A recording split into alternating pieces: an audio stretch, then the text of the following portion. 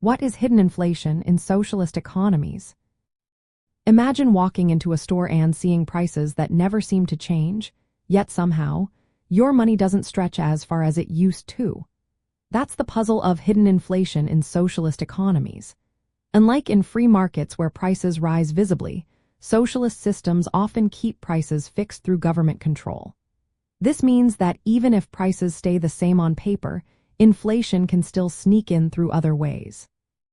In these economies, the government sets prices for most goods and services, which prevents them from rising openly.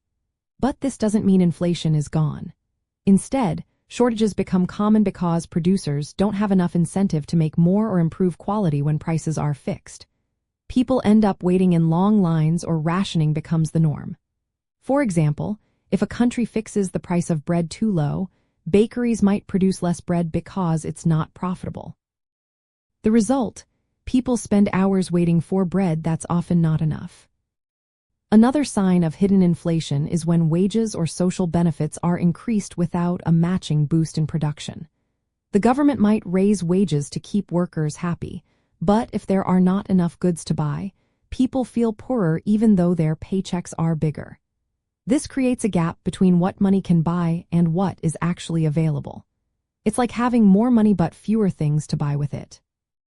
This situation also leads to what experts call repressed inflation. It happens when inflationary pressures build up but are kept under control by non-price methods. For instance, if the government increases the money supply by paying more social benefits or raising wages, demand grows. But because prices are fixed, shortages develop instead of prices rising.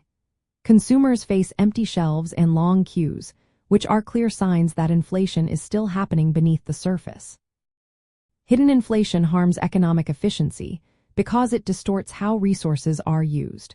Producers don't see price signals telling them what to make more of, so they produce less or focus on quantity over quality.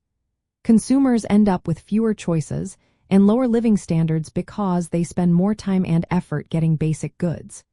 This imbalance causes the economy to become less productive and more unstable over time. From the view of socialist planners, managing an economy without flexible prices is a tough balancing act. They try to avoid the social chaos of runaway inflation, but suppressing price signals often leads to shortages and inefficiencies. To fix this, some suggest improving planning, increasing production, or allowing more flexible pricing to better reflect actual supply and demand. In real-world socialist economies, hidden inflation shows up in persistent shortages, long lines, and a gap between wages and what people can actually buy. It's a reminder that controlling prices alone doesn't stop inflation, it just hides it. Recognizing this helps us understand the challenges of running a centrally planned economy and why economic inefficiency can persist even when prices seem stable on paper.